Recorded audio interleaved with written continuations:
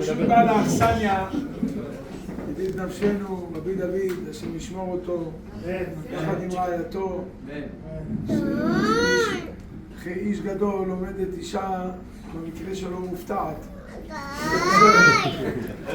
שהוא אף פעם לא צפוי, ובוודאי שיש לה חלק גדול בכל הנעשה כאן ובכל ההתקדמות שלו וההתעלות שלו. פשוט ידידי ואהובי, גדול מזכי הרבים, רבי דניאל, בעל האור דניאל, שברוך השם זוכה לפאר כל בית בשולחן שבת, לחדש ולקדש אותו. ידידי ואהובי, רבי עמרם, שעושה חיל, מהפכות. ברצון שהקדוש ברוך הוא יזכה אותו להרחיב, להגדיל, לברך על המוגמר, לראות נחת מכל יוצא חלציכם, יחד איתו, ביחד בדבקות. אמרו המסיימים, שלושת הצדיקים האלה, שזכו היום לסיים גם את הש"ס וגם את מסכת השניות של הש"ס, ואת מסכת ברכות, בכלל, אדם ידע, אצל משפחת אבוחצירא, לא לומדים 6 משניות אחרות, לומדים חי משניות, כך שכל שנה מסיימים את כל הש"ס משניות. עטרת ראשנו רבי דוד זכר צדיק וקדוש לברכה, רגע לפני שהוא הוצא להורג בי"ד כסלו, זה היה רגע לפני שהוא סיים את כל אז הוא ביקש מהמרצחים רק כמה דקות לסיים את החי משניות שלו ועלה מסערה. לכן כתוב בפיוט, איש חי על השמיים. מה זה איש חי? חי עלה עם חי משניות שהיה, זה מילה גדול, זה מקטנות, אנחנו יודעים את זה מוזכרנו סידנה בבא סאלי, זה כלל, אתה לא מתחיל את היום בלי החי משניות. זה המשנה וזה ידוע, זה אותיות נשמה. שמסיימת הש"ס אומרת שמה, אמר רבי שמעון, ומצא הקדוש ברוך הוא כלי מחזיק ברכה אל השלום. פעם אמר סידנה בבא מאיר, מה זה כלי? כלי, אי אפשר להשיג שלום בעולם אם אתה לא יודע לאחד את 3 הכיתות של עם ישראל. כהנים, לוויים, ישראל. אי אפשר. הם לא יכולים הכהנים לברך, הם באו והוסיפו לעצמם. לברך את עמו ישראל בשלום, באהבה. לברך את עמו ישראל באהבה זה משהו שלא תשובה עליהם. אבל הם עושים זאת. ואיך עושים כזה דבר? איך מגיעים לדרגה כמו אהרון הכהן, להגיע לדרגה של להיות אוהב שלום, עודף שלום, אוהב את הבריות, וקרב על התורה. אז התורה לפני שבועיים נתנה לנו את ההסבר, וזה כל כך מתאים עכשיו לסיים את הש"ס משניות, רגע לפני שנכנסים לשבת הזאת של מחלוקת, של קורח, ויותר מקורח, זה סובב על דתן ואבירם. מי שיסתכל בעומקים, הפרשה יותר מתמקדת בדתן ואבירם, כי הם אבי היסוד, וזה לא המקום להאריך בנושא הזה. אבל אם הולכים קצת אחורה לפרשת בעלותך, כתוב שם בעלותך את הנרות, מיד התורה אומרת, ויעש כן אהרון. רש"י מה אומר? ללמד אותך שלא שינה. ואתה אומר, ריבון העולמים, נו, יש מישהו שהקדוש ברוך הוא יצווה אותו, והוא ישנה לי. ידועים דברי חז"ל, שהדבר הכי קשה, כמו שאמר ידידנו רבי דניאל, זה לשמור על כוח ההתחדשות, כוח ההתמדה, שמאידך גיסא, חלילה, לא תתפוס אותך מידת ההרגל. כי ההרגל הוא הרסני. לא סתם קבע לנו עזרא שופטנו ובדינו, שכל יום אנחנו אומרים, שיבה שופטנו כבראשונה. שכל יום תרגיש כמו ביום הראשון. איזה התרגשות מרגיש ילד בראשון לתשיעי, כן? א' אלול, כשמתחילים שנת הלימודים בחינוך החרדי, אומר בסדר הרגיל, בראשון לתשיעי, כולם, אתה רואה, כל ילקוט, יש בו אפילו מחוגה. אתה משתמש בה? יש לו מחוגה, ומצבים, ומחברות, ומדבקות, ועטיפות. תבוא, קצת אחרי סוכות, תבוא, אתה יכול להשאיר לי איזה דף מהאמצע. הוא לא בא אפילו עם ילקוט. נכנסים להרגל, איך הוא אמר? 8:30, הוא כבר אומר לך, אבא, בוא תיקח אותי. ביום הראשון, רופא ביום הראשון שלו, אתם יודעים איזה פחד היה לו כשהוא ניתח פעם ראשונה, עכשיו הוא עושה בעצימת עיניים. תפור, הכל בסדר. הוא רדום, הוא לא רואה. אפשר לעשות הכל. אז אתה רואה, אנחנו בעבודת הבורא צריכים להרגיש כל יום כבראשונה. עטרת ראשנו שהזכרנו, כותב בפתח האוהל, שאם הוא היה יכול, הוא היה מברך כל יום הוא היה מברך שהחיינו על תפילין וטלית. שאל אותו פעם, אחיו, הבבא חאקי, אמר לו, אחי, איך? מה זה כל יום? הוא העיד על עצמו, תרתושנו העיד על עצמו, שלעולם הוא לא הניח תפילין כמו ביום הקודם. כל יום כמו ביום הראשון. זה מעלה, מי יכול להגיד כזה דבר? עידן מזור. אני אגיד לכם איך מגיעים לכזה דבר. זה להחליף את הרצועות כל יום. פעם הגיע אחד מגדולי ראשי הישיבות, אני רק קראת כבודו, אני לא אומר את שמו. הוא הגיע לסגנון בבא סאלי, והוא ישב, תוך כדי שיחה הוא שאל את הצדיק, אם הצדיק חוזר בתשובה. שאל אותו הרב, אתה מתחזק, חוזר בתשובה, אתה מבית ככה או שאתה... בבא סאלי אמר לו, לא, אני חוזר בתשובה. כן, אני חוזר בתשובה. ובדיוק מי שחלפה ליד הדלת הייתה הרבנית, אמא של רבא ברוך. השבוע הייתה ההילולה של הרבנית מרים, זכותה תגן עלינו ועליכם. היא גם נכדה, היא גם נינה של רבי יעקב. היא שמעה אותו, הוא אומר לו, כן, אני חוזר בתשובה. חיכתה, מה זה, בקוצר רוח שהבן אדם ילך. איך שהוא יצא, היא התיישבה ליד הצדיק. אמרה לו, מה זה השקר הזה? ממתי אתה משקר? אתה קודש קודשים, אתה בטרם וצורך בבטן, נביא לגויים נתתיך עליך נאמר, אתה מבטן מקודש. מי שמכיר את הסיפור של הלידה של רבי ישראל, הבבא סאלי עליו שלום, הייתה לו לידה מאוד מיוחדת. אמא שלו, הרבנית אישה עליה שלום, כשהיא התעברה בו, אנחנו מכירים את הסיפור הזה, לא מאנשים, בעלת המעשה סיפרה, אמא שלו עליה שלום, ליל הטבילה שלה, כשבאה התעברה בו, זה היה בטבת. מי שהיה באזור תפילה, אתה יודע שבטבת שם מאוד מאוד קר. המעיין, הנהר, לא רק קפוא, זה יותר גרוע מאומן. קפוא מאוד. והגיעה ליל הטבילה, והיא לקחה את אשתו של בבא חאקי, מרמלה, והם הלכו כדי שהיא תשגיח עליה. אין מקוואות כמו היום. יש מקוואות, מים מחוממים, איפה היה? כשהיא נכנסה למקווה, אחרי שהיא שברה את הקרח ונכנסה, היא באה להרים את הראש, לא יכלה לצאת, כיוון שהיא ראתה טען או שועל חוצה מעל הקרח. הנהר הוא ארוך, הוא לא רחב, והיא לא יכלה להרים את הראש, כי היא הבינה שאם היא תרים את הראש נגמר עליה. היא הייתה צריכה להישאר דקות ארוכות מתחת למים. כשהיא חזרה, אמר לה רבי מסעוד, תדעי לך מהמסירות נפש שלך היום, הנשמה שתבוא היום תאיר את כל העולם כולו. אחר כך מבינים איך בראש השנה הוא נולד. אתה רואה איזה אור הגיע לעולם. זה מסירות נפש, זה לא דבר פשוט. אז היא אמרה לו, איך אתה אומר שאתה חוזר בתשובה? אמר לה, תראה, אני לא צריכה להתעצבן, תירגע. בוודאי שאני חוזר בתשובה. הרי כל יום בעבודת הבורא, אדם מכיר את הקדוש ברוך הוא יותר טוב מיום הקודם. מי שגדול ממך ביום, הוא גדול בעולמות. איך אמר? בשעה שנפטר לצערנו מרן, רבי עובדיה יוסף, מי שזוכר, איך פתח את ההספד שלו, מרן, ייבדל לחיים, רבי יצחק. אמר, לא דומה העולם של היום לעולם של אתמול. כי מי שהיה אתמול עוד יכל להגיד, אני מהדור של מרן רבי עובדיה. היום מי שנולד, הוא כבר לא שייך לדור הזה. אתה לא יודע מה זה לראות את מרן. כל יום אתה מגיע להשגות אחרות בעבודת הבורא. דומה השנה שאתה תקרא מחר את פרשת קורח, כל שנה אתה מתחדש, אתה שומע חידושים, אתה מקבל עוד מפרשים. ההיבט, התמונה, הפאזל של כל הפרשה תופס היבט אחר לגמרי. אמר לה, ביתי, ככה זה בעבודת הבורא. כל יום אתה מכיר אותו בהשגות אחרות. אז יוצא שאני צריך לעשות תשובה על שאתמול לא עבדתי אותו בהבנה של היום. כי אם הייתי מבין את מה שאני מבין היום, אתמול זה היה אחרת. אז יוצא שכל יום אני עושה תשובה. אני צריך לחתור כדי לחזור בתשובה. גם בעבודת הבורא בהשגה, הרי כל מצווה שאדם עושה, זה מה שאנחנו קוראים בפתח אליהו.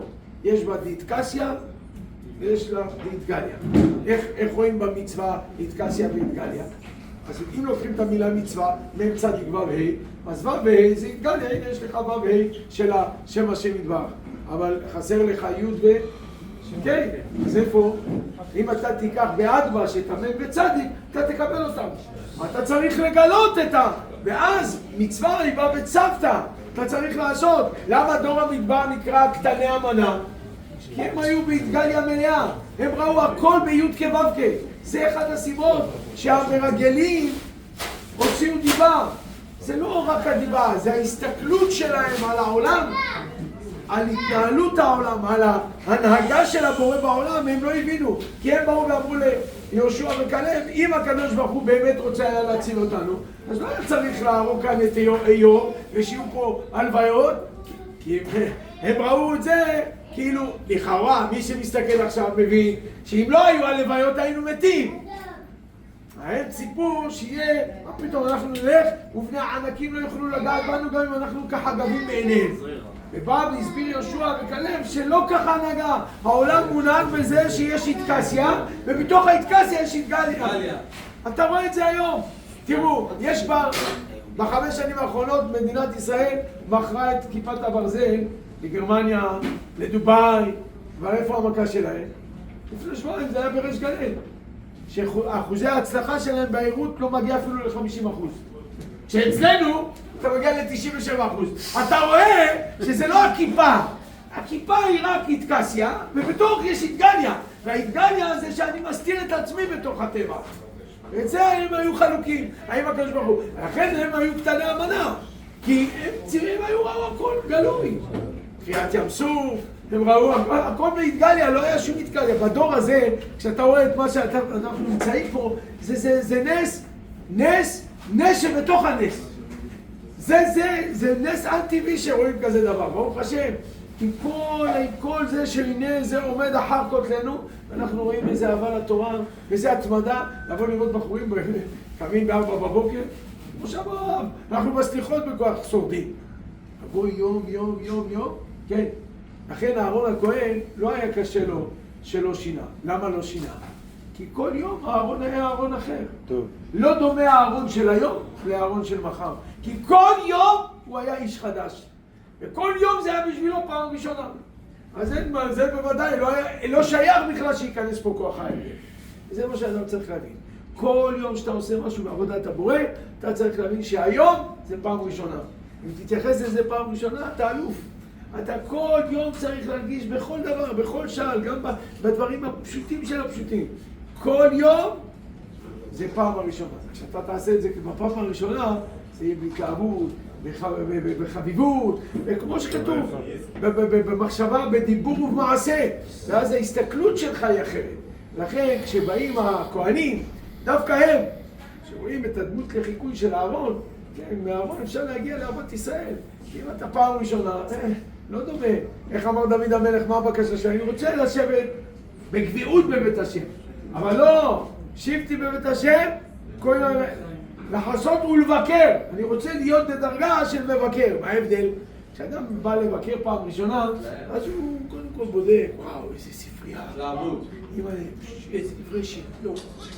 אחרי כמה פעמים שהוא פה, הוא גם יודע איזה הייתה שרופה שבוע שעבר, זאת תהיה עכשיו החליפה. הוא גם לא מסתכל, כי ההרגל. את זה, ברגע שאתה לא נותן לעצמך, איך? אני יודע שכל פעם זה כבראשון. כל יום כמו ביום ראשון. לכן גם המלך מצווה. והיה חי שבטו על כיסא ממלכתו. איך שהוא יושב יכתוב ספר? כן. כי כל יום צריך להרגיש כמו ברגע הראשון שהוא נמצא. כמו ברגע הראשון. וזה עבודה. אבל כשמשיגים את זה ורואים התמדה, אז זוכים. ודאי שהשלישייה הזאת עושה עבודה יפה. עשו עבודה יפה. ואני חושב שעכשיו היא צריכה לגדול. זה לא שהחלישה על 3. זה כבר ברוך השם, יש זימון. אבל צריך שיהיה באלוקנו. לא יעשה אדם. כי אתם יודעים, פעם הגיע איזה בחור, זה בבא סאלי. הוא כבר היה, ברוך השם, בחור בוגר, יותר מדי. בבא סאלי אמר לו, נו, 18 לחופה. אז הוא אמר לו, הרב, אני מעריך בקדושה. אמר לו, אתה יודע, מי שמעריך בקדושה, מפסיד קדושה. מי שמעריך ב-18, מה קורה לו בסוף? שהוא מפסיד את הקדושה. אז אין בעיה להעריך. ופה צריך הפוך. פה צריך להגדיל. אני חושב שזה... הם מחייבים אותם. אוי ואבוי לנו. אני אספר לכם רק מעשור בזה אני מסיים. אני יום אחד זכיתי להגיע לשוק הכרמל, לקבוע מזוזה. אנחנו שלנו, תלמיד פתח שם בסטה לבגדי ילדים, אומנם לא מברכים שם על מזוזה, אבל הוא רוצה ברכה. אז באנו, וסיימנו, בא מישהו שם, מוכר קוקים, מכיר אותי, אמר לי, הרב, אם אתה רוצה, יש לנו פה מנחה גדולה, אם אתה רוצה, אתה לא חייב, מתאים לי דווקא טוב, מצווה באה לידך. עלינו לגלריה שלו, אני רואה ככה, כמו שאתם רואים פה בתורת יוסף, לא, אותו דבר. כמו פה? לא. זה לא של 1,000 שקל, כן? אני לא רוצה... שמה זה היה עם תופס של 17. אבל... מה אמרתי? בטח יש שם איזה הזכרה, אז... התחלנו להתפלל מנחה, ובאמצע העמידה הגיע לא פחות ולא יותר הרב ישראל מאיר לאו. אז הוא היה הרב הראשי לישראל וגם הרב של תל אביב כל דרכים. הוא נעמד לידי, אנחנו מכירים הרבה זמן. איך שסיימתי עמידה, הוא אומר לי, מה אתה עושה פה? מה עושה פה? מתפללים. הוא אומר, כן, מה מתפללים? לא, איך הגעת אל פה? מה זה קשור? אמרתי, האמת, באתי לקבוע מזוזה, אמרו לי בוא תעלה מנחה, אני רואה מנחה, זה מנחה. נראה לי שאליהו פה כל יום לפי הקצב. הוא אומר לי, אז אתה לא יודע למה זכית, חכה. סיימנו מנחה, הוא התחיל להעביר שיעור. מסתבר שהם לומדים שם כל יום, לא לומדים לפי סדר דף היומי כי אי אפשר לעכב אותם, והם לומדים כל יום 20 דקות. הוא מגיע בעצמו, ואם לא אז הוא שולח מישהו. אתם לומדים, באותו יום היה סיום הש"ס. אם אתם תראו מי יושב שם, זה אלה שצועקים למטה. גברת בואי 3 קילו ו10, בואי גברת בואי. ההוא עם הגב. אני התחלתי לבכות.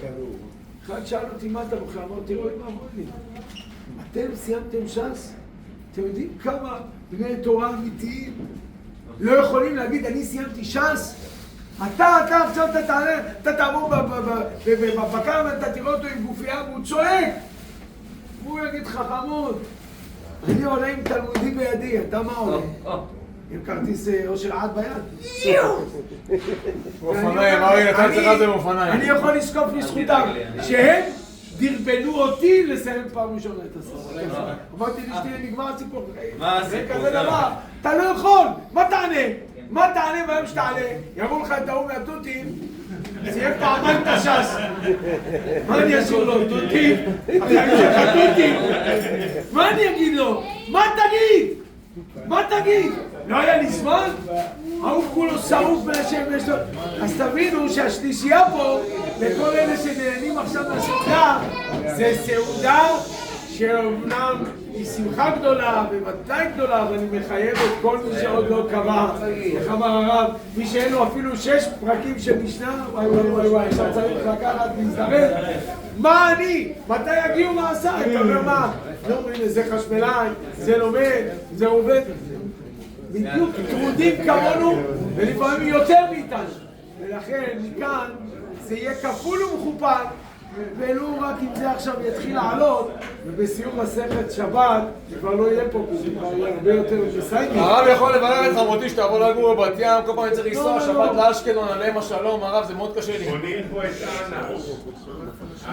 הרב יברך אותם שיעברו לבת ים. זה מבורך, נזכור הברכות כולם. אמן. והלימוד הזה יעמוד לזכות כל החיילים שלנו, מהבית, שבעזרת השם יגדל וירווח ויעלה ויעלה.